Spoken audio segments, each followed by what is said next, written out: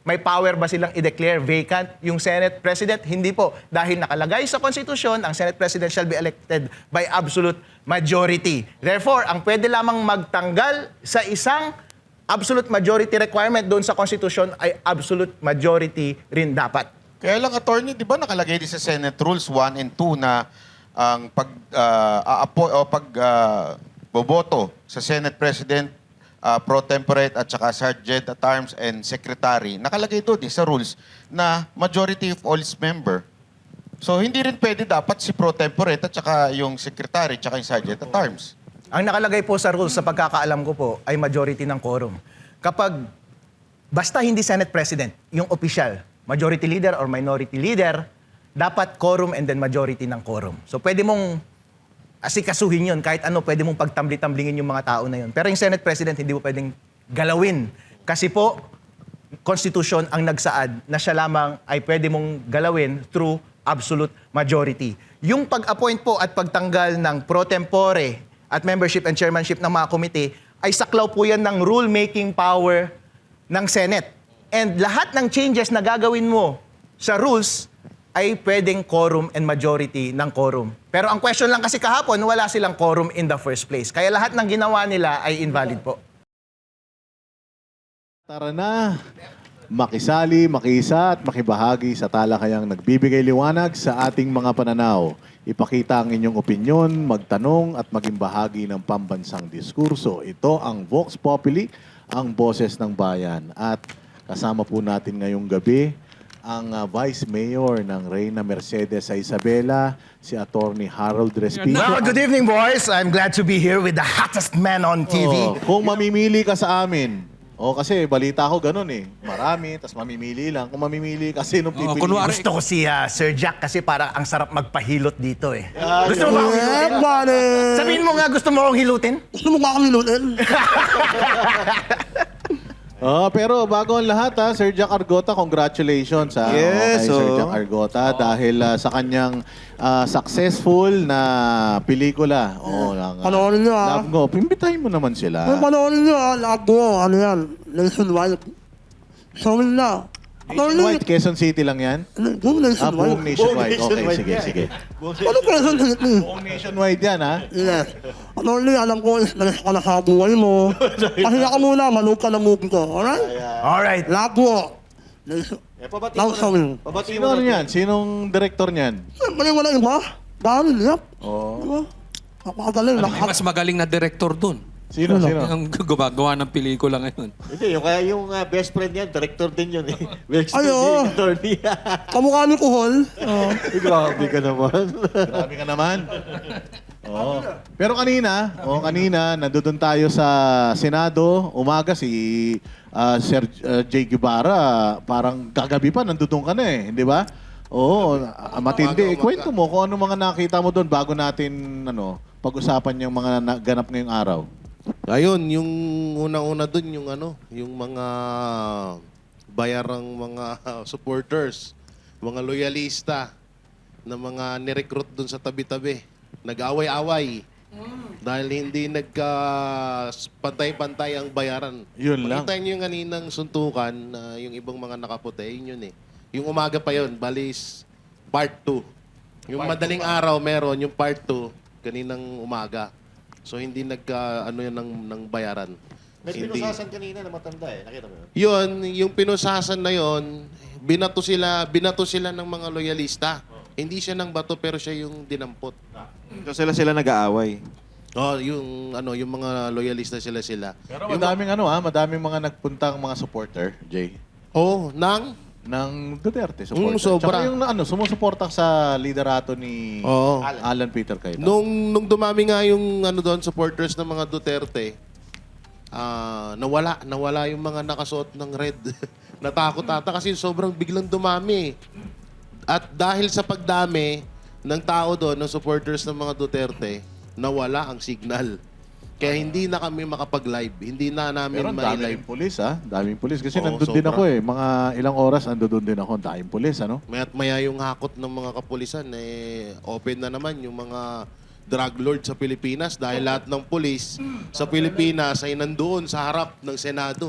Kawawa rin silang init, nakabilad sila Oo, ron. sobra. Oo, alam mo, naalala Siguro ko eh. magandang itanong natin kay attorney, yung mga saralista, kung ano ba ang sakop ng freedom of speech. Kasi ito, Yun ang kaso niya eh. nakasuhan din ito ng freedom of speech eh. Ano ba, hanggang saan ba pwede ang mga rally-rally na ganyan pagdating sa freedom of speech? At saka yung, siyempre, nandyan na rin yung sedition, tsaka inciting to sedition. Pakipaliwanag, attorney. Ang freedom of speech po ay nasa ating konstitusyon. Libre po tayong i-criticize ang government sa kahit na saang venue, lalo na po kapag Freedom Park. Yung mga rallyista dyan po sa tapat ng Senate, merong permit yan mula dyan sa Pasay. Kahit ano po pwede niyong sabihin, basta wag lang krimen. Ang mga krimen po ay kapag nag-i-incite ka ng sedition, nag-i-incite ka ng rebellion o kaya cyber libel. Pero abogado po ako, alam ko po yung sinasabi ko, tinutokso ko ang gobyerno para lumabas ang kanilang totoong kulay. Pero yung sinasabi po na inciting to rebellion, no, yun ay kapag nananawagan ka na mag-take up ng arms at palitan ng gobyerno, ang tawag dun, rebellion, hindi revolution. Kapag sedition naman, sinasabi, patayin mo, saktan mo yung mga opisyal ng gobyerno o kaya hindi mo sundin yung batas. Pero ang ginagawa lang naman natin ay sinasabi lang naman natin ang damdamin. At tinatanong natin ang taong bayan, gusto nyo na bang patayin ang korupsyon? Kung sumagot sila ng oo, freedom of speech nila yun. Pero yun po ay kanilang speech at meron po silang kalayaan na magsalita ng kanilang damdamin hanggat hindi sila nag-i-incite, hindi nag-uudyok ng publiko na magrebelde through arms o kaya naman ay hindi sundin ang mga batas sa ating bansa. Attorney, kung yung mga tulad ng bobo, tanga, murahin ang isang public official, yan po ba ay nasa Yung ano, ilalim pa rin ng mag-resign freedom ka of na, speech? pag ganun. O mag-resign ka na?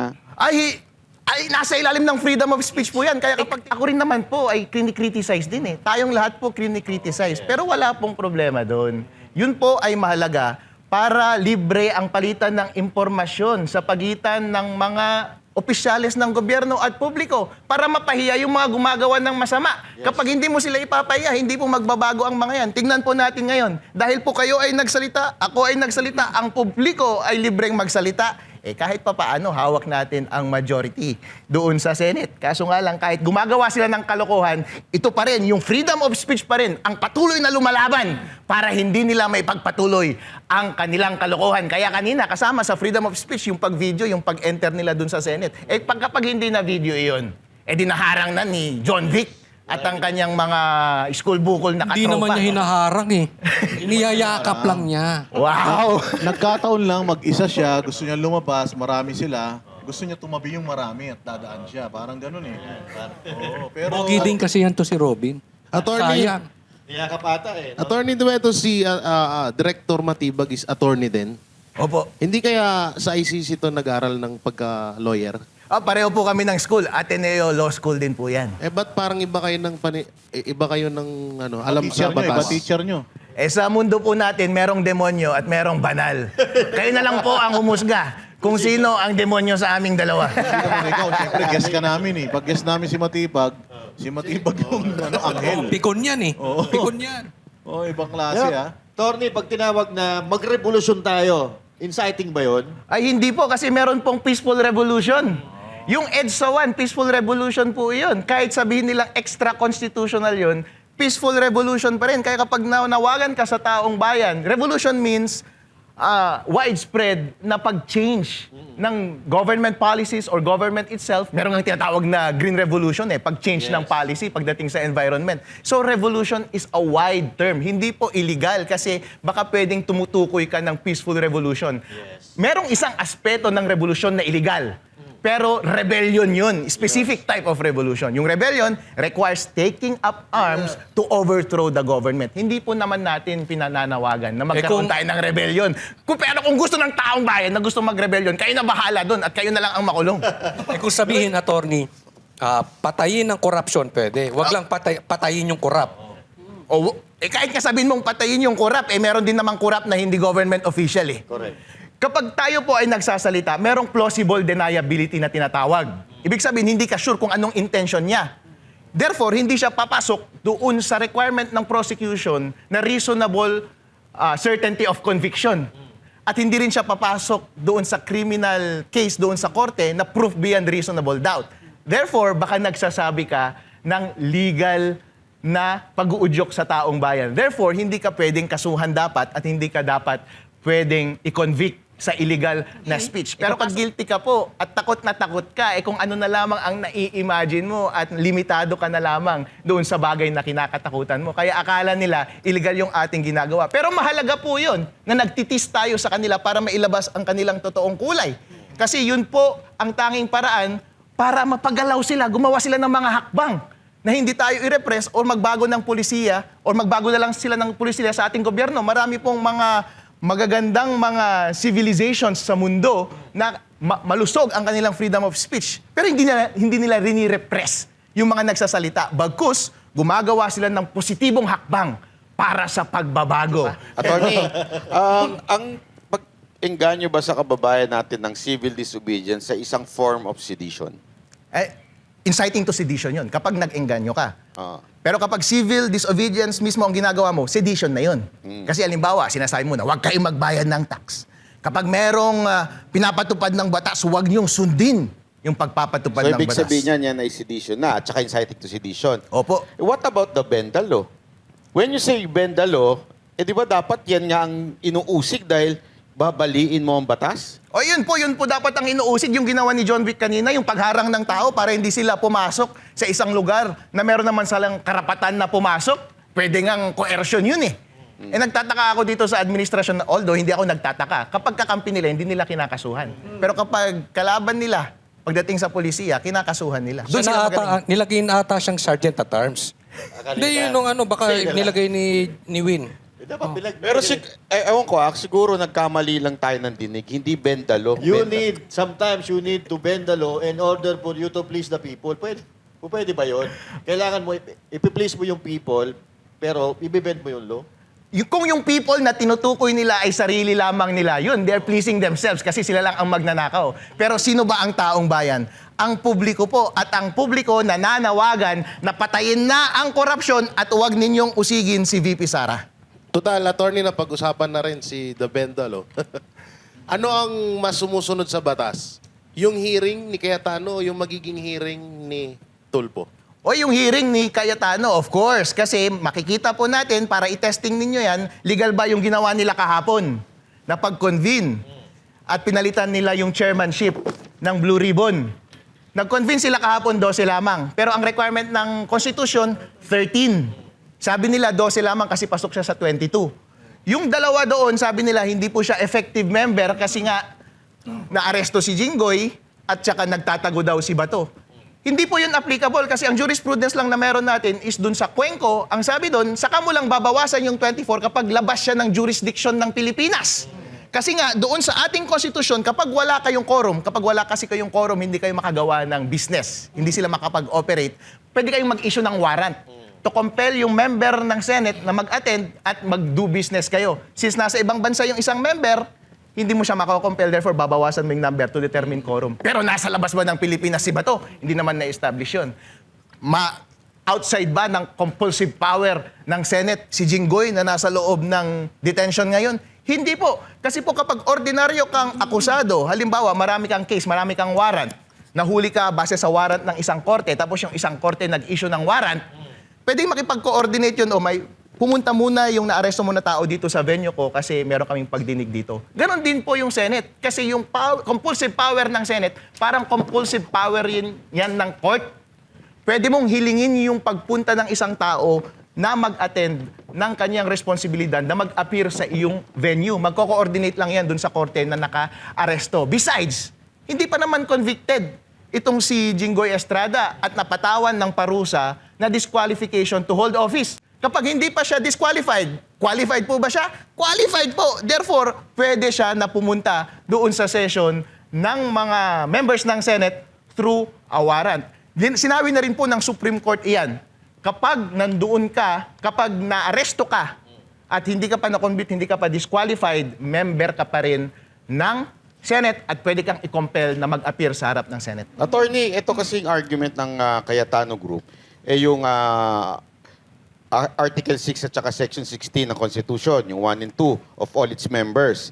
Tapos, ang ina-argue naman ng kabila ay yung Avellino versus Cuenco na sinasabi nga nila na dahil yung dalawa ay wala, parang ganun na rin daw yung sa sitwasyon ngayon na kung saan si Bato nagtatago at yung isa nakakulong. So therefore, they cannot vote. So, anong pinagkaiba nun, yung Avellino and Cuenco na precedents na tinatawag nila, doon sa sitwasyon natin ngayon? Fallacious yung argument na yun kasi hindi ka pwedeng mag-analogy kapag incompatible yung circumstances.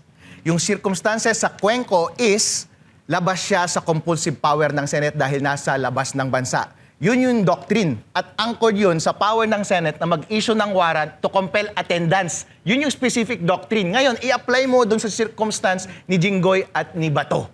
Nasa labas ba sila ng bansa? Hindi po. Therefore, yung analogy is flawed. Yung position na yun ay fallacious. So they can compel Bato and what they call it, si Jinggoy to come to the Senate and vote? Opo, pwede nilang i-compel actually kahit hindi si Jinggoy at si Bato, yung ibang members din ng Senate. Kasi nakalagay po sa ating konstitusyon, pwede silang mag-convene at kapag wala silang quorum, pwede silang mag-issue ng warrant para i-compel ang isang member na mag-attend para lang maka-achieve ng quorum at do business. So even if walang quorum, they can do that? They can do that kung walang quorum. Specific sa nilagay sa konstitusyon na kapag less than quorum sila, they can issue warrant just to compel attendance to achieve quorum and do business. Bakit sa tingin ninyo, attorney, hindi yun ang ginawa nila instead of declaring that there is a quorum? Eh kasi po, kailangan muna nilang mag-issue ng arrest at kailangan mo munang arestuhin yung tao. Baka mahirapan silang arestuhin at saka baka magkagulo ang ating bansa. Imagine nyo na lang po, kapag nakalusot yung kalokohan nila kahapon at hindi pumunta sila Cayetano ngayong araw na ito, edi sila na ang panalo. Buti na lamang ang tapang-tapang ni Senator Marcoleta, nila Robin at nila Cayetano kanina. At least nanindigan sila sa tama, hindi sila nag-give in sa mga kalokohan ng grupo ni Gatchalian. Yung bang taon ng konstitusyon, di ba? Remember yung 1949 yung Abilino versus Cuenco. Tapos ang sinusunod pa noon is 1935 Constitution. Meron bang epekto yon sa, dahil ngayon ay 1987 Constitution na? Ang Wala akong sinusunod nakikita natin? na effect. So same lang yon. Same lang yun. So, attorney, yung kalokohan na sinasabi, yung ginawa nila kahapon, ano kayang pwedeng, ano yan, may ethics ba yan? May ethics ba sila dyan sa ginawa nila? Eh pwede silang magsampa ng korte para sa korte, sa Supreme Court, para mag-decide yung Supreme Court kung sino talaga yung totoong leadership ng Senate. Pero sabi ni Senator Alan Peter Cayetano kanina, yun precisely yung gusto gawin ni Gatchalian Black na gawin ni Cayetano Black para ma-delay at in the meantime sila yung mag-occupy ng seat. So kailangan nilang maging pragmatic. Kailangan nilang manindigan sa tama at kung ano talaga yung dapat na mangyari. Halimbawa, kapag may usurper ka, sabi niyang example kanina, kapag presidente si BBM ngayon at kahit na sinong tao sasabihin niya, ako ang presidente ng Pilipinas. Alam naman, paupuin mo yung nagsabi na usurper, alis ka muna dyan, punta ka muna sa Supreme Court. In the meantime, siya yung nagdi-dispense ng responsibility ng Executive Department. Hindi po. Kung talagang usurper yung tao na yon at ikaw ay wala kang ginawang masama, manindigan ka sa posisyon mo, huwag mong ibigay. At yun po yung ginawa nila kanina. Valid po yung ginawa nilang hearing kanina. So anong basis ng Gatchalian Black? Bakit pinipilit nila yung 22, 24? Nagbe-base sila sa kasinungalingan at maling premise. Ang premise lang niyan is since hindi daw achievable ng coercive power ng Senate si Bato at si Jinggoy, therefore quorum daw ang effective membership ng Senate ay 22. So ang question lang na kailangan nating sagutin ngayon is abot ba ng coercive power ng warrant si Bato at si Jinggoy? Si Jinggoy, oo. Si Bato, serban mo na ba ng warrant sa kanyang bahay? Nahanap mo na ba yung buong Pilipinas? Sinasabi mo lang na nagtatago, pero hindi mo pa naman siya hinahanap. Wala pa namang ebidensya na nagsasabi na nasa labas siya ng Pilipinas. Therefore, hindi mo pwedeng summarily na i-deprive ang ating mga constituents ng kanilang representation through Bato and through Jinggoy. Alam mo, attorney, actually, may butas nga doon sa ginawa nila eh. Nung nag-roll call sila, tinawag nila si Bato at tinawag nila si Jinggoy. So doon pa lang, they're acknowledging that they're 24, not 22. Tama po ba yung ganong klaseng opinion? Pwede po siguro. Tinawag lang din po siguro nila. Pero hindi ko po alam. Pero mag-stick lang tayo sa katotohanan na tama ba yung basehan nila. Hindi po tama yung basehan nila. Sa situation po ngayon dyan sa Senado, do you think may ma-accomplish sila na para kapakipakinabang sa mga Pilipino? Halimbawa, paggawa ng batas. Kasi nagkokontrahan sila eh. So, do you think makakapagpasa sila ng batas o makakapaggawa sila ng batas? Ang pakinabang po sa Pilipino ay ang paglabas ng katotohanan at ang ating pag-alaw sa kanila na mamili ng kanilang leader sa 2028. Yung paggawa ni Senator Alan Pinar Cayetano kanina at Senator Marcoleta na ilabas ang katotohanan patungkol sa flood control scandal para sa interes ba yun ng Pilipinas? Opo! Para protektahan ang demokrasya ng Pilipino, para malaya silang pumili ng kanilang presidente sa 2028. Interes ba yun ng mamamayang Pilipino? Opo! Kaya tama po ang kanilang ginagawa. Normally, maaaring pa makasuhan sila Gatchalian. Kasi mali yung ginagawa nila eh. Makakasuhan na sila. Pwede po siguro silang kasuhan, usurping. Pwede magpa-decide sila sa Supreme Court, pero ayoko talaga ng kaso eh. So halimbawa, attorney, katulad niyan si Senator Erwin Tulfo, ipapatawag niya 18 Brave Marine. Kung sakali pong hindi dumalo yun, ano pong kakaharapin ng 18 Marine? Sila ba ay makakasuhan? O ano po? Sa inquiries in aid of legislation, meron ring compulsive power yung Senate or its committee na mag-compel ng attendance. Ang question is, valid ba yung blue ribbon ni Erwin Tulfo? So yan ay legal question. Kapag ambiguous ang isang bagay, kung equivocal yung legal position patungkol sa isang bagay, hindi malinaw kung magkakakaso sila o hindi. Pero in any case, pag hindi ka nag-attend ng hearing ng Senate in the process of in aiding legislation, walang kaso po yun. Ang solusyon lang nila is to compel attendance, to issue warrant para pumunta ka dito sa aming lugar para tulungan nyo kami sa aming hearing. Kapag hindi ka nag-attend, wala pang kulong yun. Ngayon po, nasa sa mga 18 Marines na yun kung susundin nila yung warrant galing sa isang pekeng committee. Kung halimbawa po na valid yung Blue Ribbon Committee ni Erwin at umatin po doon si Romualdez, tapos ipinatawag naman ng Blue Ribbon Committee ni Pia Cayetano si Romualdez at hindi pumunta, ano po magiging senaryo nun? Wala pong problema kasi lumalabas po ngayon na naninindigan si Erwin at naninindigan si Senator Marcoleta na meron silang committee. Pero tandaan po ninyo, ang tanging action lamang na may consequence na nangyayari sa Senate ay kapag bumabalik sila sa plenary at gagawan nila ng batas. Karamihan naman ng in aid of legislation, puro expose lang naman yan at walang batas. But in any case, plenary, magkakaroon ng komite, and then kung ano man ang nangyari sa komite, babalik sila with a report, and then i-adapt ng plenary yung position doon sa report, o kaya gagawa sila ng batas based on that report. But in any case, ang real consequence lang yan sa buhay ng taong bayan is kapag nagpasa sila ng batas, hindi required yung mga inquiries na yan, hindi required yung mga committee hearings na yan. Ang practical purpose lang ng mga committee hearings na yan ay para makapag-participate ang publiko sa pag-gather ng information at matulungan silang mag-decide at matulungan ng ating mga members ng Senate na mag-decide at gumawa ng polisiya. So, for that purpose only, in fact, kapag parallel silang gumawa ng kanilang hearing, wala silang ibang pinagsisilbihan kundi ang taong bayan.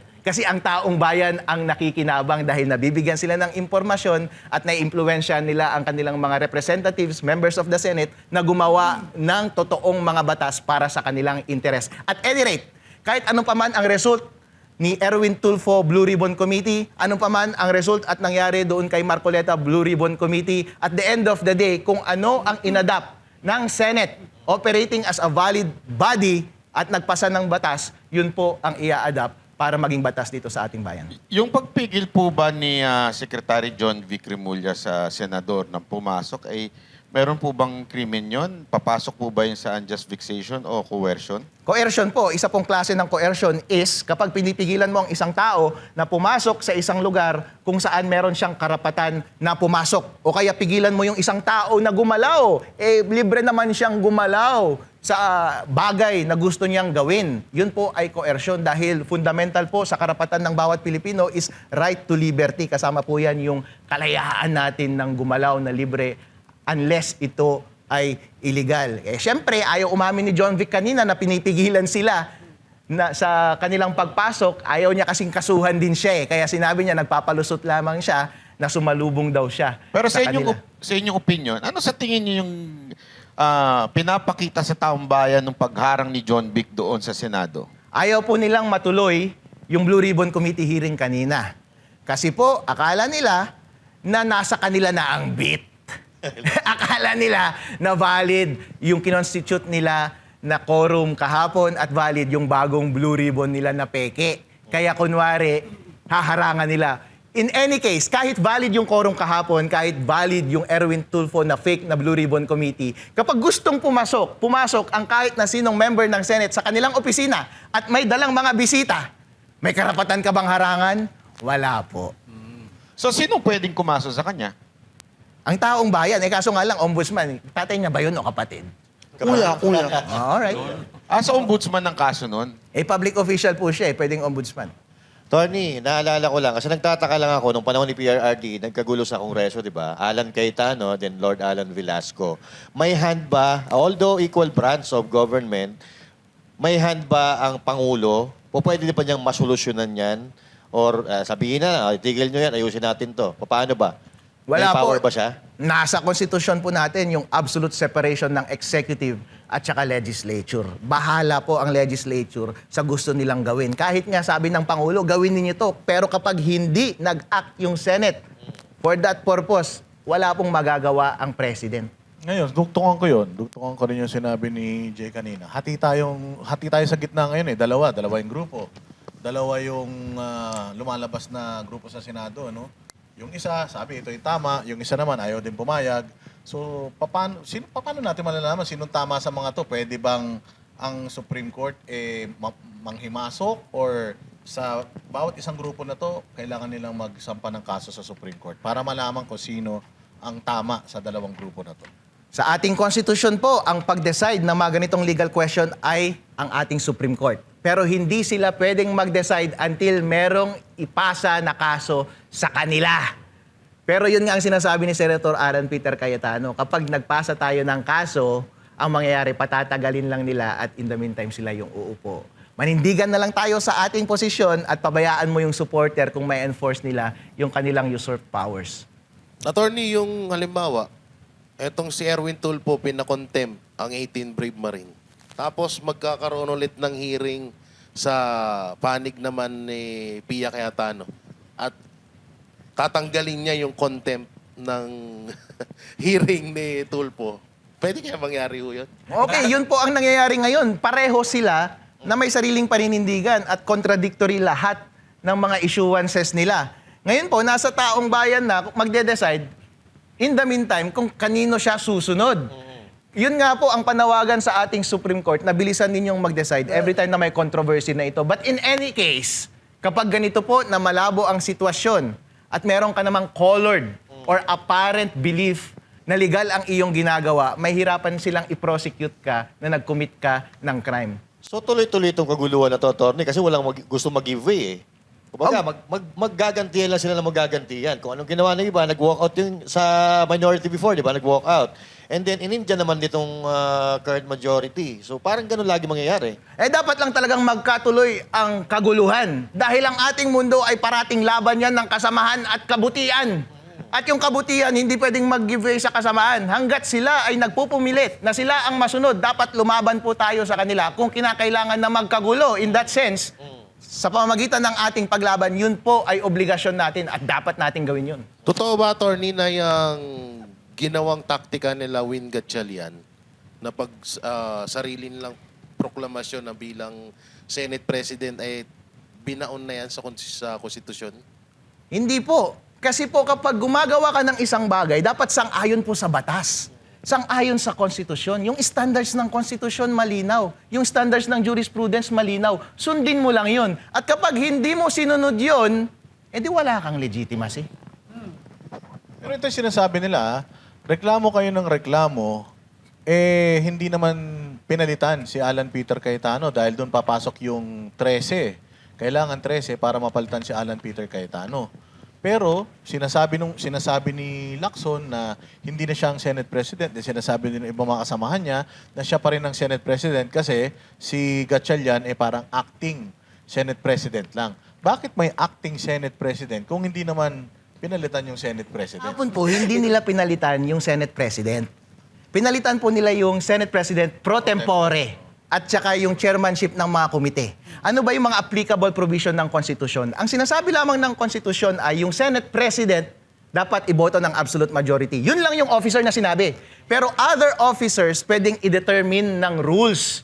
Ang rules is ordinary business ng Senate. At kapag magkakandak ka ng ordinary business, through quorum and majority ng quorum na iyon. At yung mga officers na iyon ay pro tempore at yung mga chairmanship and membership ng mga komite. Kaya kahapon, hindi nila napalitan kasi wala silang absolute majority to change yung Senate President. Yung sinasabi ni Senator Ping Lacson na napalitan pati yung Senate President, hindi po yun. At yung sinasabi nila na in declaring vacant, naging vacant din yung Senate President position, mali po iyon. Pwede silang mag-declare ng vacancy para sa mga posisyon by which rules pwede silang mag-appoint ng mga occupants ng mga position na yon. So ayon sa Constitution, pwede silang mag-appoint ng pro tempore at chairmanship ng mga komite. So pwede nilang i-declare na vacant yon kasi nasa kanila yung power na mag-appoint ng mga occupants nun. Pero kapag quorum lang at saka majority ka, assuming valid yung ginawa nila kahapon, may power ba silang i-declare vacant yung Senate President? Hindi po. Dahil nakalagay sa Constitution, ang Senate President shall be elected by absolute majority. Therefore, ang pwede lamang magtanggal sa isang absolute majority requirement doon sa Constitution ay absolute majority rin dapat. Kaya lang, attorney, di ba nakalagay din sa Senate Rules 1 and 2 na ang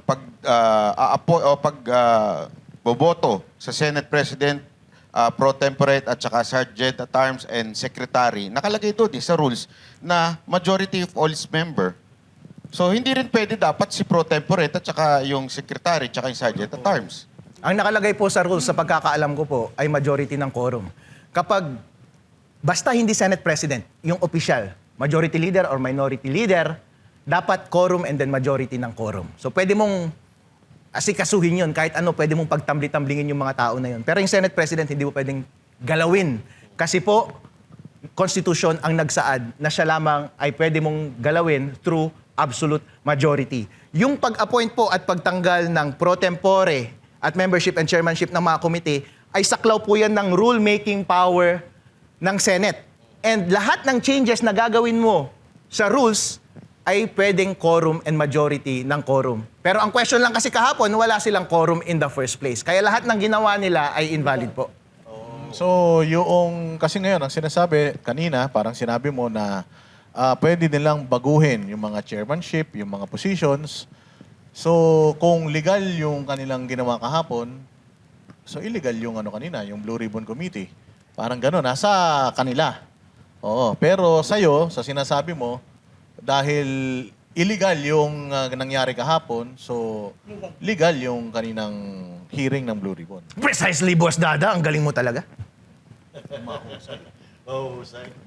Yung ano, attorney, yung halimbawa, kasi ang mangyayari dito, etong si Romualdez, gagawin niyang ano to palabas tong blue, etong hearing ni Erwin Tulfo. So dito siya para magpapaliwanag ng side niya. At ipapatawag daw di umano, sabi nila. So ibig sabihin, kung ito ay illegal, dahil nga sila mismo ang nagano niyan, hindi talaga natin may tuturing na valid itong mga sasabihin ni Romualdez dito sa Blue Ribbon ni Tulfo. Ako lang sa tingin ko hindi mag-a-attend. Kasi a-attend din sila SP doon si SP Cayetano. Matatanong to. Pag natanong to ni SP Cayetano at saka ni Marcoleta, bubula ang bibig netong si Tambi. Sinasabi ko po kanina, every time na may hearing sa mga komite, ang tanging purpose lamang niyan ay mag-participate yung taong bayan sa pag-iisip ng mga members ng Senate sa paggawa ng batas.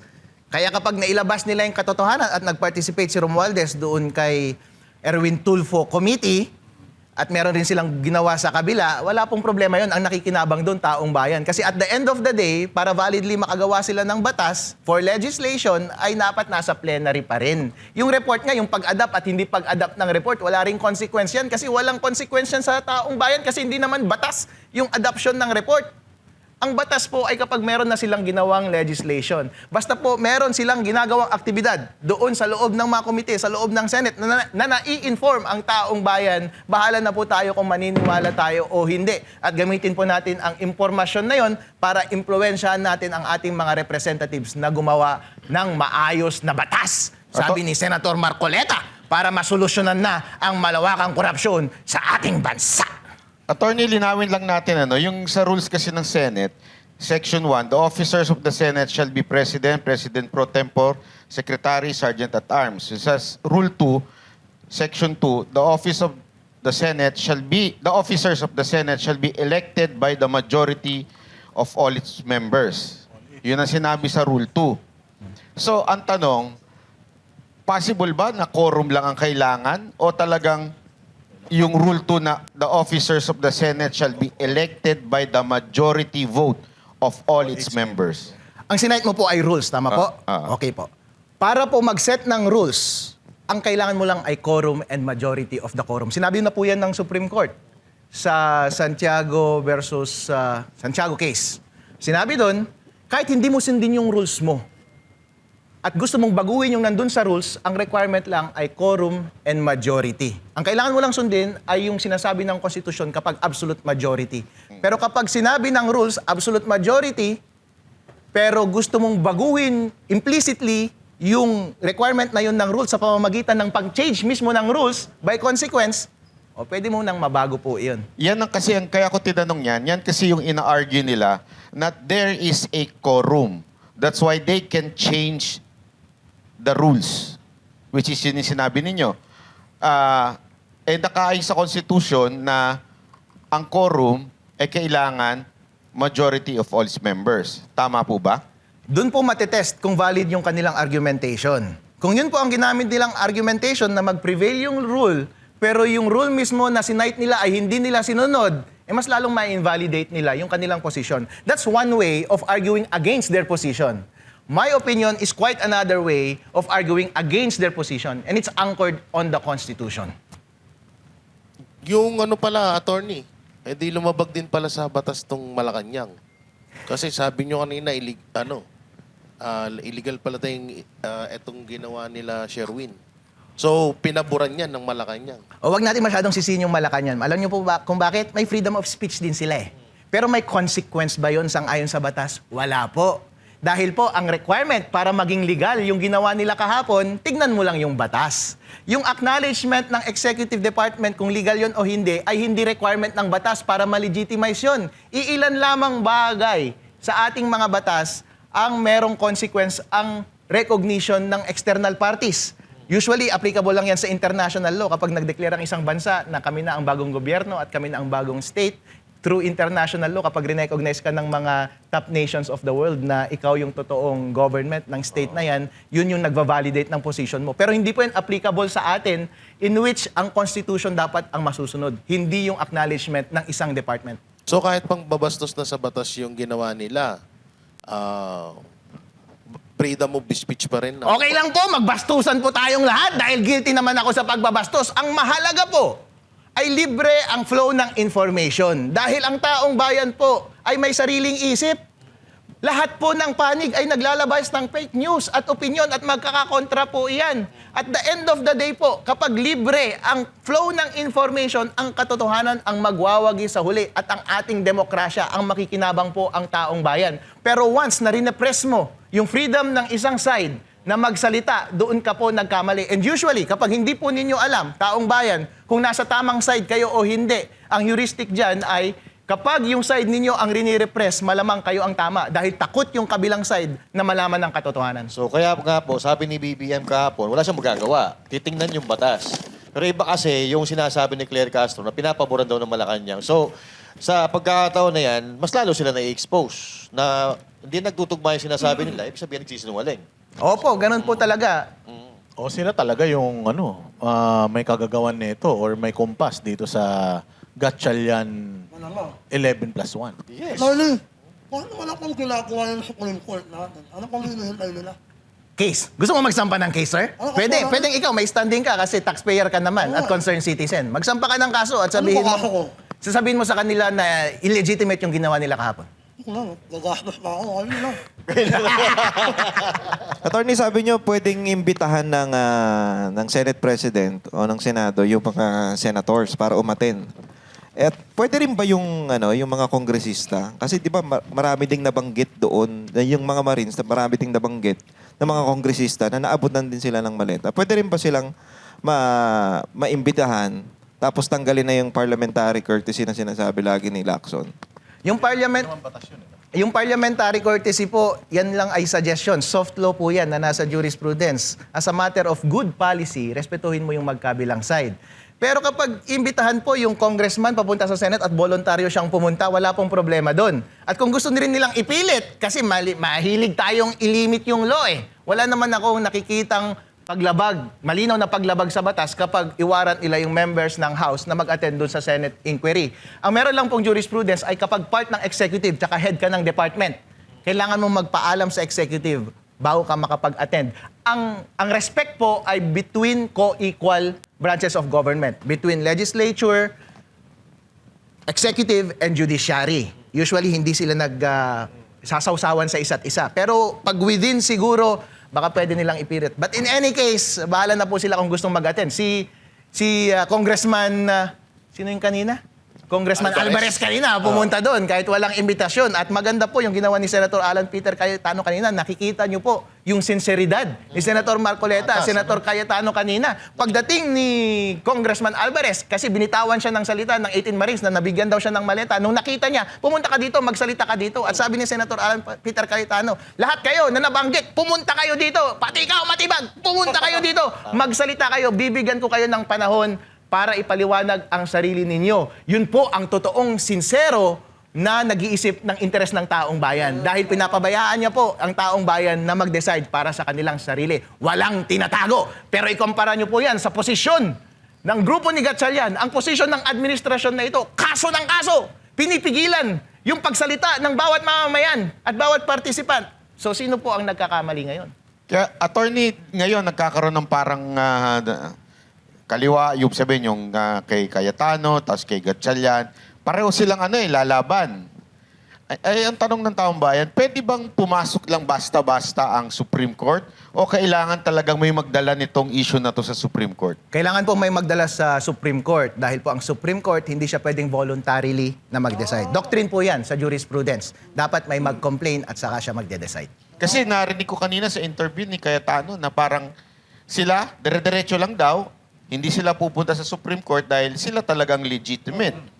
Tapos, parang sinasabi nga nila, kung gusto nila, sila ang pumunta. Mukhang magkakaroon ata dito ng...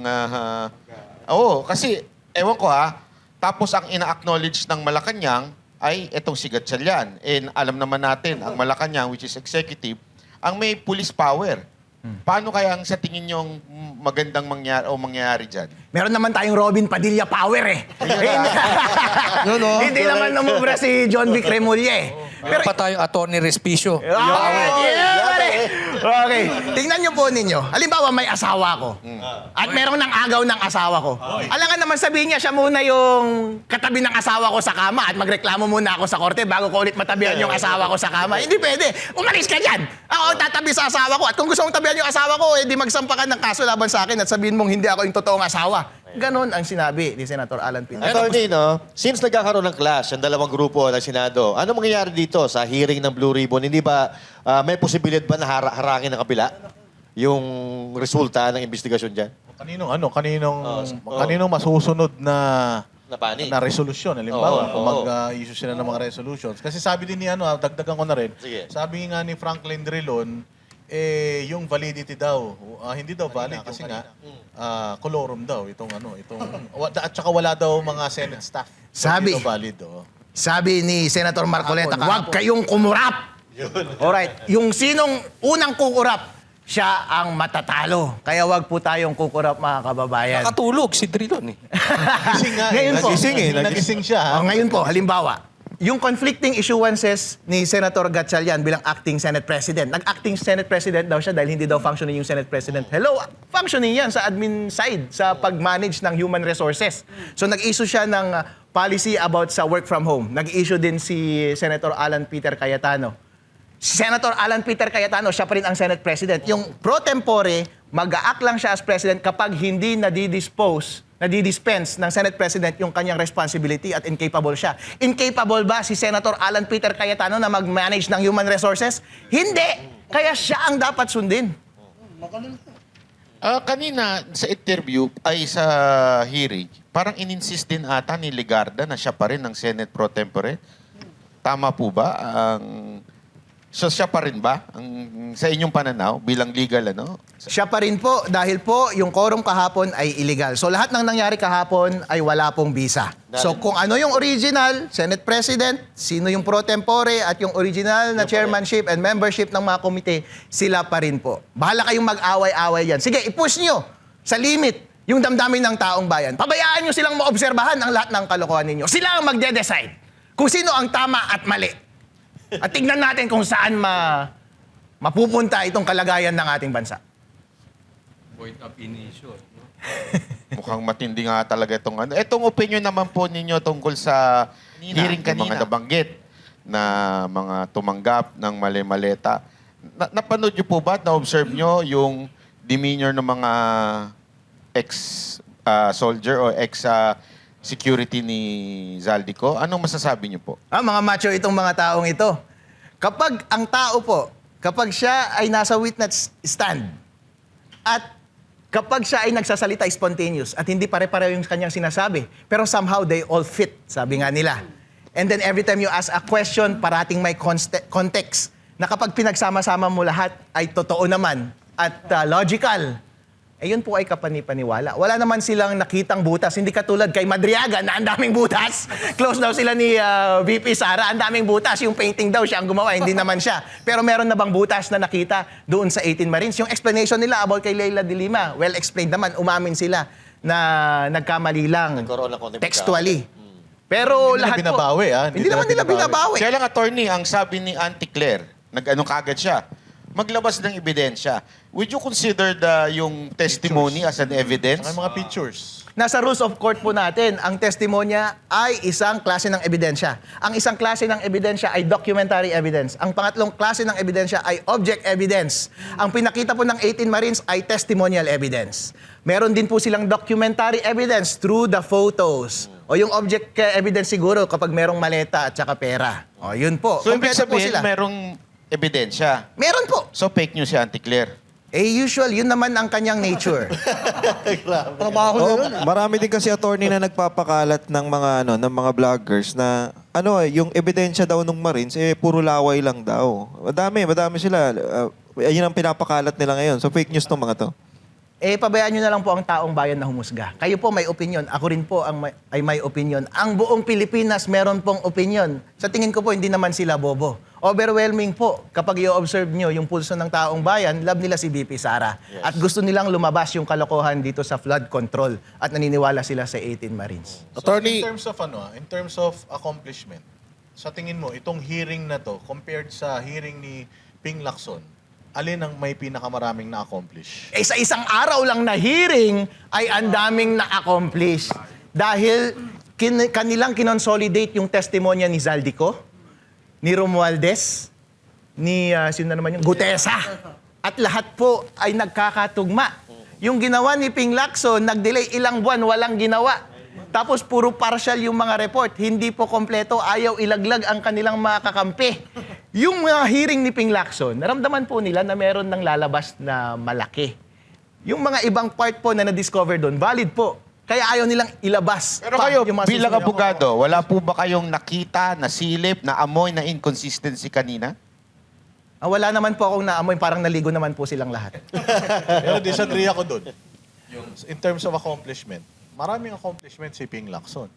Ilan na yung napakulong niyang kalaban nila sa sa posisyon di ba? Napakulong niya na si Bong Revilla, napakulong niya na si Jinggoy Estrada. Tapos may mga tinatakot pang mga senador na nabanggit din nung So in terms of yung accomplishment na ganon, mas accomplished si Ping. Pero yung talagang totoong hearing, totoong mga may kasalanan dito sa flood control scandal na to, sa tingin mo, mas maraming na-accomplish ngayon at na-unearth. Gusto kong maging philosophical, Boss Dada. Sabi nga nila sa buhay, hindi natin alam kung mananalo tayo o matatalo tayo. So hindi natin pwedeng i-measure yung accomplishment through these short-term outcomes. Parating long-term yan. And sabi nga nila, sa huli, mamamatay rin tayong lahat. Pero the best that we can do is at every moment na binibigyan tayo ng moral question sa harap natin, piliin natin yung tama. Maging heroic po tayo every time. Kasi ang heroism po ay madaling i-measure. So every time, just be consistent, be a hero. Yun po ang ginagawa ng bida sa pelikula at bida sa totoong buhay na si Robin Padilla. Yun po ang ginagawa ni Senator Alan Peter Cayetano at ni Marcoleta. Attorney, yung mga na-mention ng 18 Brave Marine ng mga politiko, maaari na bang aksyonan ng ombudsman yan tsaka ng NBI? Pwede lang aksyonan! Ganyan na ganyan yung ginagawa sa mga... Kasi yung mga dati, binanggit lang din naman eh. Oo. Di ba? Ito, ganun din. May mga pictures pa. Hindi katulad Yung iba nga wala nga eh. Wala Kasi talaga ebidensya. testimonial lang talaga, evidence ang ginamit nila. Pero dito ngayon, may mga pictures, may mga videos. Okay, aksyonan na lahat. Inaksyonan na nila si Jinggoy. Inaksyonan na rin nila si Marcoleta. Tsaka si Mike Defensor. Inaksyonan na rin nila yung mga ibang nasa executive din at ibang tao. Kaso nga lang ginawang star witness. At pwedeng mag-refund. Yun yung aksyon na ayaw namin. Attorney, pwedeng, kunwari, siyempre, pakulong silang lahat. Pwede bang Zoom na mag-witness? Kasi yan ang... Kung zoom yung kulong eh. Hindi. Yung pag-witness, kasi yan ang iniiwasan nila eh. Hindi naman yung impeachment, yung blue ribbon eh. So, kahit makulong, pwede silang mag-witness. Ang rules po of procedure sa loob ng mga komite ay hindi siya bound ng strict rules ng korte. So, bahala po ang komite na gumawa ng kanilang rules. So, kung ito ang kanilang isinaad through their rule-making power sa loob ng komite, sabi nila pwede Zoom. Pwede po ang Zoom. Pero pwede silang i-overrule ng plenary kung ayaw ng plenary yung style nila na iyon. Pero hanggat walang objection yung plenary at sinabi ng komite na pwedeng Zoom, pwede po. Dahil po, at the end of the day, hindi naman ito controversy na magde-decide ka sa huli. Ang purpose lang naman po ito ay marinig ng taong bayan yung impormasyon na ibibigay nila. Sabihin mo, kung kailan to, kaguluhan nila. Ang ginagawa. Hanggang merong mangyaring malawakang pagbabago sa ating bansa. Ang tawag ng iba dyan ay revolusyon. Ay, may makukunaw ah. Revolusyon na Yun, naman. ha? Baka mauna ka. Anyway, attorney, maiba lang ng konti. Kasi parang sikat na sikat ka sa social media, sa national scene. Hindi ba nagsiselos yung mga constituents mo sa Isabela na parang napapabayaan mo sila? Parang, Tanungin natin, ano ang pulso ng kanyang lugar, yung Reyna Mercedes, patungkol dito sa mga nangyayaring ito? Eh, yung kaibigan ko pong babae doon sa Reyna Mercedes, sabi niya, kinakantsawan niya ako, bakit ko daw inaaway si BBM dahil mas crush niya daw si BBM kaysa sa akin. Sabi ko sa kanya, para sa katotohanan lang naman ako. Pero sinabi niya sa akin, lahat po kami ay pro-VP Sara. Wala pong problema doon. Hindi naman kasi magkaaway si BBM at saka si VP Sara pagdating ng 2028. Hindi ibig sabihin na love mo si BBM, ay hate mo na si VP Sara. Tignan po natin ngayon, sino lang ba ang merong champion na side? Sino ang may manok? Sino ang tao na pwedeng paniwalaan ng taong bayan? Wala na po, kundi si VP Sara Duterte. As a matter of fact, nung 2022 elections, hindi pumunta si BBM doon sa aming lugar. Si VP Sara pumunta sa aming lugar at lahat ng taong bayan ay lumabas para yakapin siya at bigyan siya ng suporta. At hindi po nagbago ang sentimentong iyon hanggang ngayon. Although may affinity kami kay BBM, ako may affinity ako kay BBM. Kung tatanungin mo ako, boss, sabi ni Jesus, huwag kang maghiganti at huwag mong parusahan, patawarin mo ang iyong kaaway. Ang gusto rin nila, patawarin natin si BBM kapag nagkasala. Ang gusto ko, patawarin ko rin si BBM kapag nagkasala. As a matter of fact, ayoko ng kaguluhan sa Pilipinas. Kung pwedeng magpatawaran tayong lahat, okay na, para wala ng kaso si Sir Jack at wala na rin akong kaso. Pero in any case, yung future po natin, hindi natin pwedeng tawaran yun. Ang future natin ay ang ating kalayaan na mamili ng ating leader. Huwag po nating agawin sa sarili natin iyon. Dahil yun na lamang ang tanging paraan para ma-control natin ang ating kapalaran dito sa ating bansa. Attorney, papatawarin ha, pero dapat managot ha. Sabi nga nila, I forgive but I don't forget. attorney, Ilocano po kayo, no? Kilala kayo ng Ilocano. Why Manong? Why Manong? What made you decide para sumuporta kay VP Sara Duterte? Nag-decide po ako na suportahan siya dahil po nakikita ko na natatapakan ang ating demokrasya. Ang ginawa po ng House ay para i-deprive yung tao, i-disenfranchise ang taong bayan pagdating ng 2028. Dahil po ang pagpili ng Pangulo ay dapat nasa direktang kamay ng taong bayan. Ang tawag po doon ay demokrasya. Pero kapag gusto po nilang agawin yung demokrasya na yon sa pamamagitan, apparently, ng binibigay na measure ng konstitusyon para tanggalin ang VP natin na nakaupo. Pero ang kanilang paraan na pagtanggal ay peking witness katulad ni Madriaga. Maling pagkakakuha ng evidence katulad ng ginawa nilang mga prinesenta dun sa Committee on Justice. Hindi po ako papayag dahil po ang nakikinabang lamang dyan ay sila at ang nagdurusa ay ang taong bayan at ang kanilang demokrasya.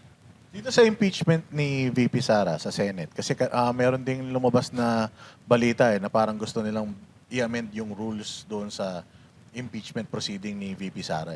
Hindi ba na-adapt na yan ni Alan Peter Cayetano nung siya pa ang Senate President? Which is until now, siya pa rin naman, pero yung kabilang kampo, gusto nilang i-amend Pwede pa ba yun?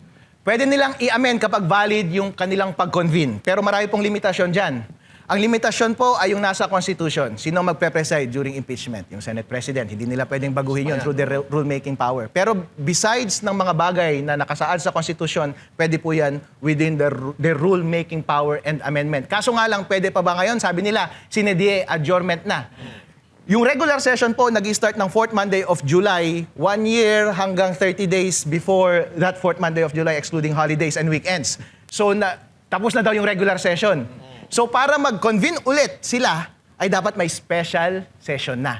Ang special session, ang pwede lang matawag ay ang presidente ng Pilipinas. Hindi sila pwedeng mag-volunteer. Sinabi na rin ni Gatchalian na tapos na yung regular session. Sinabi na rin ni Senator Alan Peter Cayetano na tapos na yung regular session through their last sessions on their own. So nasa recess na po tayo. Kapag gusto ulit nilang mag-convene at baguhin yung rules, dapat si President Marcos ang magtawag ng special session para mag-convene sila for that purpose. Until magawa yung special session call na yon or mag-reconvene sila for a new regular session on the 4th Monday of July, hindi po nila pwedeng baguhin yung rules. So, hindi mo lang po pwede. Kailangan pag nakabakasyon, bakasyon talaga. Kasi gusto nila magtrabaho daw Diba? Tapos bigla silang Pero nagpatawag ngayon ng special session ang presidente. Nagtawag na siya? Baka ibang session yan. Baka yun, session yan. Hindi ko lang alam kung ano. Tanong natin doon sa ano natin kasi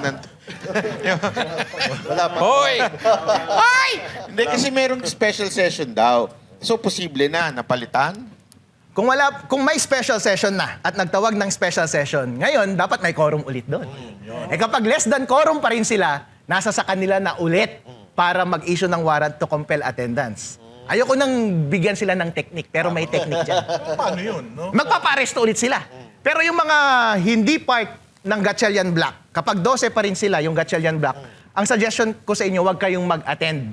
Alright? Kapag nag-issue sila ng warrant, secret kung anong gusto nyong gawin. Kasi kahit isa sa inyo, kahit hindi si Jinggoy or si Bato yung pumunta, 12 sila, may special session na valid na kinol yung president, tapos may nag-attend sa kanila na isa, so 13 na sila, may valid quorum. Yung majority dun sa quorum na iyon ay yung 12. So pwede nilang baguhin yung rules. Hindi, kaya lang, i-insist na naman nila na 12 lang ang quorum.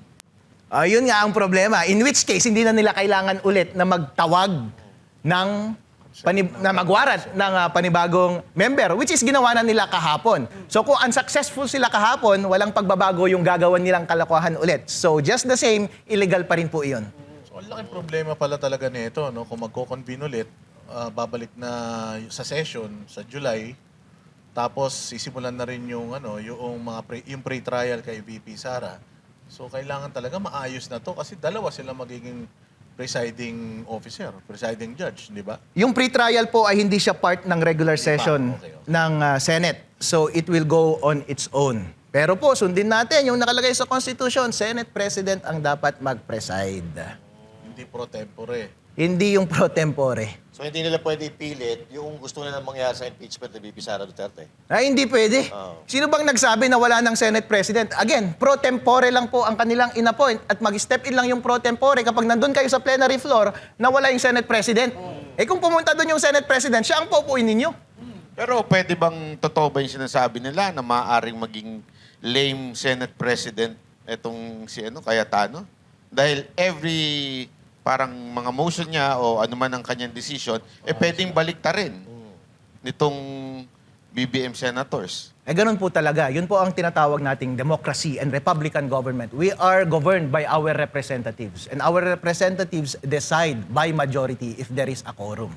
So kapag nandun po si Senate President, Tapos, including yung Senate President, yung count ay achieving quorum, by majority po, pwede silang magpasa ng ordinary business nila. Tanggapin po natin iyon. Pero yung mga kalokohan na ginawa nila yun ay hindi natin dapat tanggapin. Ang posible pang ipasok nila dyan, attorney, yung majority nung ay yung 2/3 sa impeachment. Kasi kung kiniklaim nila 22 lang, ano ngayon ang 2/3 para makonvict si VP Sara? Alright, 14 daw yung 2/3. 14 yung 2/3 ng 22. Pero yun nga ang nakakatakot. Ginawa na nila yung kalokohan kahapon. At hindi po imposible yung suggestion ninyo kasi balikwas po yung ginawa nila, perverted yung ginawa nilang interpretation ng jurisprudence kahapon at pwede pa rin nilang i-pervert ulit yung batas pagdating sa impeachment ni VP Sara Duterte. And magkakatugulo talaga ang Pilipinas. Hindi ako papayag dyan. Maganda siguro talaga iakyat na sa Supreme Court yung yung ginawa nilang kalokohan. Na para pumasok na ang Supreme Court at ayusin na tong kalokohan nitong BBM senators. To convict, no? Sa tingin mo, Attorney Respicio, sa yung pulso ng bayan, mga netizens, mga nakikita mo social media, and ikaw din bilang isang abogado, chances na ma-acquit or ma-convict si VP Sara. Ano sa tingin mo? Para sa'yo. Sigurado ako dito, kapag walang kalokohan, ma-acquit si VP Sara Duterte. Bakit po? Tapos na po yung trial by publicity nila doon sa Committee on Justice. Nailabas na po nila lahat ng bala nila doon at wala na silang ibalabas pa nila na bala. Pinakita nila yon sa taong bayan. Kinagat ba ng taong bayan? Hindi po. Mababago pa ba ang opinion ng taong bayan pagdating sa Senate? Hindi na po. In fact, after ng Committee on Justice hearing, naglipat nga sila ng majority papunta sa side ni VP Sara Duterte. In other words, ang taong bayan, after na na-serve sa kanila ang lahat ng information concerning the impeachment of VP Sara, plus the members of the Senate ay siding pa rin kay VP Sara Duterte, hindi na po at may hirapan po tayo na baguhin ang opinion ng taong bayan at ng Senate pagdating sa conviction ni VP Sara Duterte. Kapag walang kalokohan. Tama yan. Kasi- Pero kapag may kalokohan, pagnakaw na po ng demokrasya ang kanilang gagawin at dapat po tayong hindi pumayag. Kaya yung sinabi ni Senator Marcoleta, wag po tayong kumurap! Tama yung sinabi mo, Tony, kasi kung makikita natin sa social media, yung mga post, diba? Then, yung suporta kay VP Sara Duterte, talagang napakalakas. And even sa mga surveys, si VP Sara pa rin ang pinagkakatiwalaan na leader ng Mataas bansa. siya at positive 29 eh. And, tumaas naman si BBM. Dati negative 3 lang yun. Ngayon, negative 15. na Mataas siya. Mataas si BBM. Mataas ba? Pag binaliktad mo. Ay, yun. Ganun lang. The attorney kasi ito yun na yung parang pinaka crucial na impeachment ni VP Sara kasi pagdating ng 2027 parang diyan na sila mag-uumpisa na para election na yan eh. Parang mag-aano na yan, babaliktaran na sila. So kailangan nila tong i-push talaga kung gusto nilang hindi manalo si VP Sara sa 2028. Sabi nga ni Sun Tzu sa Art of War, don't interrupt your enemy while it is making a mistake. Mistake nila yun. Kasi ang aga nilang maglabas ng kontrobersiya at hindi pa kinagat ng taong bayan. At hindi sila nag-present ng alternative. Wala silang champion. Kung baga meron tayong Achilles. Sino ang champion ninyo na kalaban ng mga Greeks? Wala. At talo na sila ngayon pa lamang. O, anong ilalabas ninyo pagdating sa 2027, 2028? Wala na po. Ubus na po kayo. Sabi nga nila, yung mga pinklawan na yan, they are a spent force. And indeed, they are. Pero mayroon silang bagong champion. Champion nila. Yung gusto nila maging champion nila, may bagong bukas na restaurant daw dun sa Ayun, bayan. matindi yun. Drive-thru. Oo. At isang napakalaking daw yan. Development. Accomplishment sa kanila. Organize. Ay, makapapicture kayo dyan, ha? Bihira mangyari yan. Punta kayo dyan sa lugar na yan. Pag dyan, sigurado. Yun, oo. Kayo ba, attorney, merong drive-thru KFC sa inyong lugar? Oh, wala po. Yun nga po ang sinisikap natin na gawin sa ating bayan. In fact, yun po ang wish ko sa lahat ng mga bayan dito sa Pilipinas na umunlad po. At ang isang paraan para umunlad tayong lahat ay huwag nakawin ang pera ng taong bayan. Yan. Kaya yun po ang ating pinaglalaban. Hindi drive-thru, ha? Hindi drive-thru. Kailangan walang korupsyon, ha? Pero sa nakikita ko ba, Attorney Respicio, itong kaguluhan na to, hindi na siya patungkol sa impeachment, kundi talagang patungkol dito sa flood control scandal na ito? Patungkol po sa flood control. In fact, sabi ni Senator Marcoleta kanina, ang posisyon ng Iglesia daw ay sinuportahan yung declaration ni Marcos dati. Kasi sabi ni Marcos, ayaw niya ng impeachment kasi nagpapagulo lang yan eh. Yes. Ang nanggugulo lang yung mga pinklawan, pinupush nila yung agenda nila eh. Oh, so wala na talagang interes yung mga senador, kaya sila lumipat ng side. Ayaw nilang ma-impeach si VP Sara Duterte. Ngayon, kapag hindi na yun ang inaatupag ng ating Senate, wala tayong ibang issue na kailangang harapin, kundi yung ating pinakamalaking problema, ang korupsyon doon sa flood control. At sabi ni Senator Marcoleta, kailangan nating solusyonan yan. Yes. Okay, pagdating naman sa election. Well, let's say, for example, si VP Sara kasi kapag hindi siya na-impeach ngayon, unstoppable na talaga siya. Wala na. Sa tingin mo, sino yung pinaka-safe na vice president niya? Kung ikaw lang ang papipiliin, sino yung pinaka-safe na vice president na na makakatulong niya at hindi gagawin sa kanya yung hindi gagawin sa kanya pag presidente na siya, yung ginagawa sa kanya ngayon na vice president siya? Ang na-observe ko kanina si Senator Marcoleta at si Senator Alan Peter Cayetano ay may sincerity sa kanilang sinasabi. Kapag nagsalita si Senator Marcoleta kanina, pang presidente yung speech eh. Pwede ito maging vice president. Dahil ramdam mo talaga yung kanyang warmth and sincerity na para sa interes talaga ng taong bayan at wala siyang pipigilan para lamang mailabas ang katotohanan at masolusyonan ang ating problema. Yun po ang gusto mong umupo sa executive. Si Senator Alan Peter Cayetano naman, glorious yan. Righteous po yan. Siya po ay guided ng ating Panginoon. At ginagawa niya po ay maging fair sa lahat ng participants. Ginawa niya iyon sa lahat ng nabanggit na pangalan, lahat ng mga officers ng executive, lahat ng nadawit. Libre po kayong sumali dito sa hearing na ito at ilabas niyo po ang inyong panig. In fact, nung dumating si Congressman Alvarez kanina, pinaupo po niya at pinabayaan niyang magsalita. Yun din po ang gusto natin sa isang leader dahil isa pong hallmark ng maayos na leader ay fairness and wisdom. At meron po si Senator Alan Peter Cayetano yan. Pero sayang siya, attorney to si SP Cayetano. Kasi kung gagawin mong vice, mababawasan na may utak dito sa Senado. Di ba? Feeling ko lang mas siya dyan eh. Mas makakatulong siya. Effective Dahil siya. pag vice kasi halos wala eh. Diba? Hindi, dapat tumakbo na si para matagtagan. The possibility of a Duterte, do you think okay ba siya? Kung yun po ang gusto ng taong bayan, wala po akong karapatan na pigilan sila. Ngayon po, hindi ako nagkiklaim na meron akong monopoly ng wisdom pagdating sa politics. Pero ang pinakamahalaga po ay pabayaan natin ang publiko na mamili ng gusto nilang leader. Correct. Kung sino man ang pinili nilang leader, deserve po nila iyon. Huwag tayong mag-decide para sa kanila. Paano pag pinili ni Chairman George Garcia? Russia ni George ang yun, paano pa yun? isang kakarapin natin, master. Ayoko yan! Yung kaso ni Trauma mo yun, di ba? May kaso ka ba doon? Mo rin yun. May kaso. pero sure tayo, meron ng spokesperson si BP. Oo naman. Ayun. Si Jack. Ayan, Sa talaga, ang kanina makaliwanag. Grabe. Malalo yung sagot. Diretso ka naman Di ba magsalita. libilos yan pag sinabi niya gano'n? Freedom Hindi of po. speech. Ano ko yun? Freedom of speech daw. MTRC. Ang layo eh. Diba? Magaling ka naman magsalita eh. Medyo Pero alam mo, gusto ko yung sagot ni attorney doon Ayaw niya maging katulad ni Auntie Claire kasi ayaw mo na may boss eh. Ang ganda nun, ng pagkakasabi niya. Kasi tama nga naman eh. Si Auntie Claire, instead na dinala niya yung pagka-abogado, Tanungin natin pala, kung kukunin kang spokesperson ng administrasyon ni Inday Sara, kunyari nanalo siya, papayag ka ba? Hindi po. Yan. Paliwanag mo kung bakit. Bakit ayaw mo? Ba't siya papayag? Senator nga siya. Ayun o. Tatakbo. Hindi rin po. Hindi ko alam kung anong mangyayari sa 2028. Sa kalagayan ng ating bansa ngayon, sobrang gulo. Sa tingin mo ba kailangan i-decriminalize na libel? Ay dapat i-decriminalize na.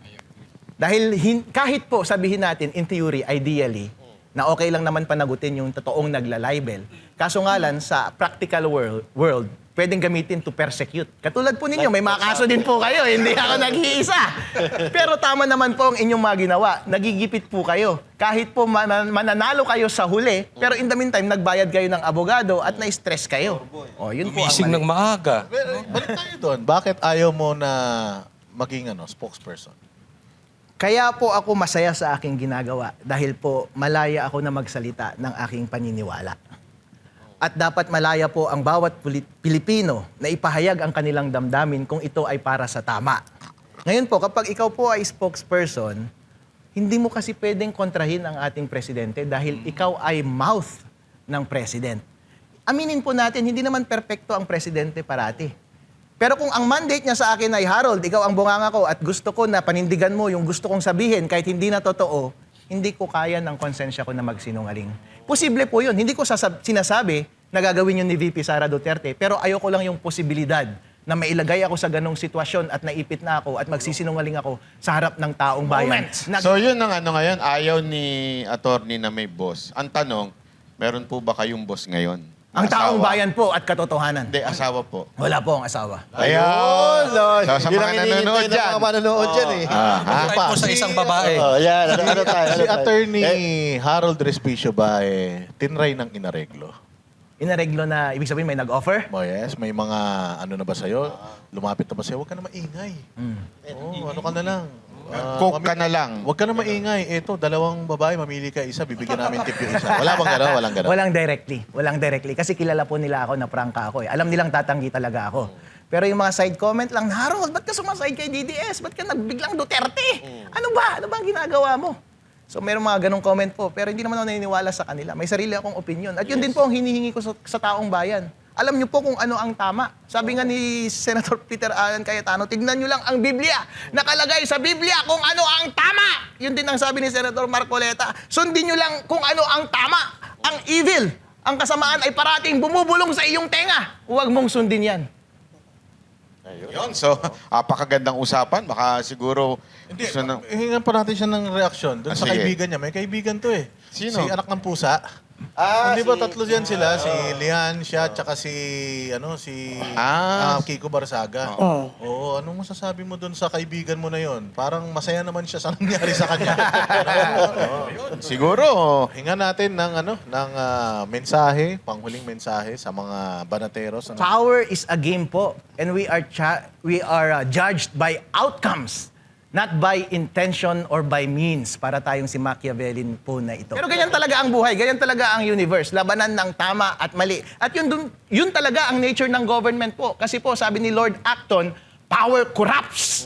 And absolute power corrupts absolutely. So ang tendency ng government is to be corrupted. Kaya parati dapat merong lumalaban para hilain ang mga nakaupo sa gobyerno paalis at palayo doon sa kanilang korupsyon. Ang nangyayari po sa administrasyon ngayon, ang nangyayari kay Matibag, kay COMELEC Chairman Garcia, sa lahat ng kanilang tauhan, sa lahat ng mga kontrabida doon sa Senate, ay papunta na po sa korupsyon. Kaya dapat hilain po natin sila pabalik sa liwanag. Kaya lahat po tayo, wag manahimik, obligasyon po natin iyon mga kababayan, duty po natin iyon na magsalita kapag meron tayong nakikitang kasamaan sa ating bansa. Dahil po kapag hindi tayo nagsalita, sabi ni Albert Einstein, deserve natin na mag-govern ng evil.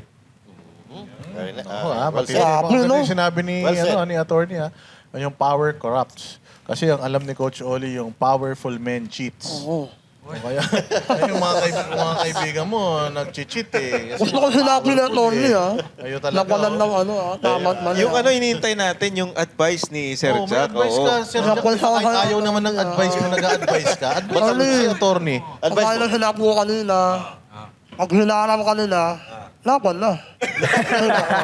Na Tony, nakatama ka naman. Maraming salamat, Attorney Harold Respicio, Vice Mayor ng Reyna Mercedes, dyan sa Norte, Solid North, pero solid na na may prinsipyo talaga. Ayan, wala na kayo masasabi kay Attorney. Salamat, Attorney. Salamatan natin. Sana sa susunod na imbitahan ka namin, magpaunla ka ulit. Kasi hindi kami mga abogado eh. Kaya gustong-gusto namin mga abogadong single at pogi ang mga ginawa namin dito para marami kaming matutunan. At nagagamit namin to sa aming mga vlog dahil bukod dito sa Vox Populi, may mga kanya-kanya kaming channels. At Jack Arguta, invite mo ulit sila sa iyong pelikula. Po, showing na. Panoorin nyo ha. maganda yan. Panoorin niyo yan. Love mo. Nakakayak. Ayan, at dito nagtatapos ang episode ngayong araw ng Vox Populi, ang programang daluyan ng tunay na boses ng bayan. Abangan ang susunod na episode sa susunod na Sabado alas 6 hanggang alas 8 ng gabi dito lang sa SMNI. Vox Populi, ang boses ng bayan.